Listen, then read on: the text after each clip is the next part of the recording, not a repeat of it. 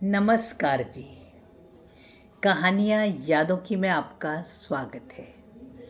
प्रस्तुत है मेरी आज की कविता नारी का सम्मान। सदा पिटते और रोते ही देखा था अपनी माँ को उन्होंने।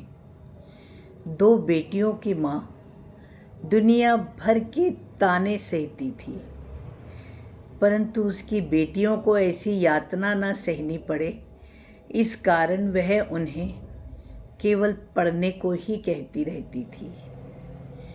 बड़की माँ के दर्द को समझती थी और उसके साथ ही रोती थी। छुटकी की आंखों से चिंगारियाँ उठती थी। वह भले ही पिट जाए, लेकिन जब तब वह पूरी दुनिया से लड़ती थी।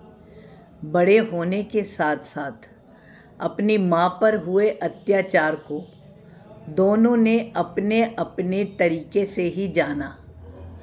बड़की ने इसे भाग्य रोते घुटते ही सही, लेकिन फिर भी उस घर में अपनी जगह मिलने को ही अपना सौभाग्य माना।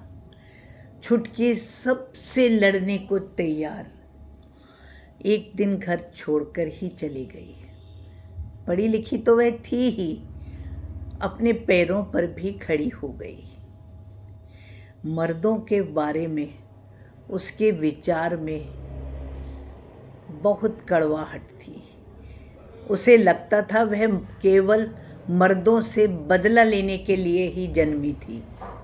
समय बीतता गया, दोनों ने विवाह भी किया।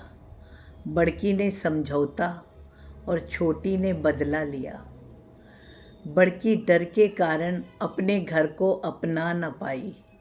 सब कुछ करती रही, लेकिन किसी से कुछ कह न पाई। छुटकी घर में यूं ही सबसे अड़ती लड़ती और झगड़ती थी। कोई गलत कहे या सही, वह किसी की कभी नहीं सुनती थी। समझौता उसे करना नहीं था। मर्दों से उसे बेपनाह नफरत थी।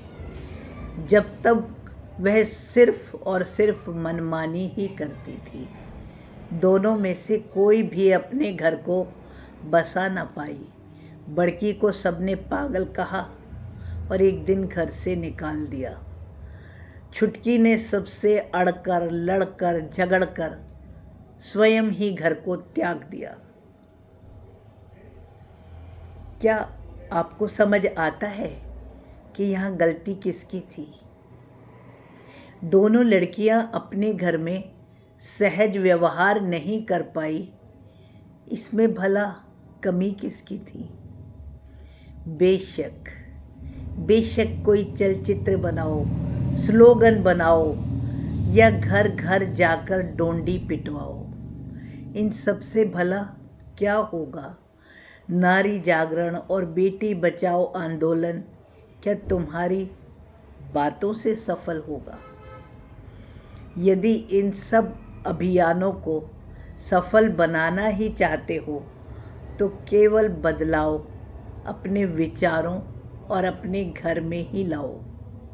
बाहर जाने की ज़रूरत ही नहीं है। सम्मान सिर्फ अपने घर में रहने वाली प्रत्येक नारी को ही दिलवाओ। धन्यवाद जी। मेरी कविता सुनने के बाद आपके मन में कोई भी विचार आए तो कृपया उसे कमेंट्स द्वारा सूचित करें। धन्यवाद जी।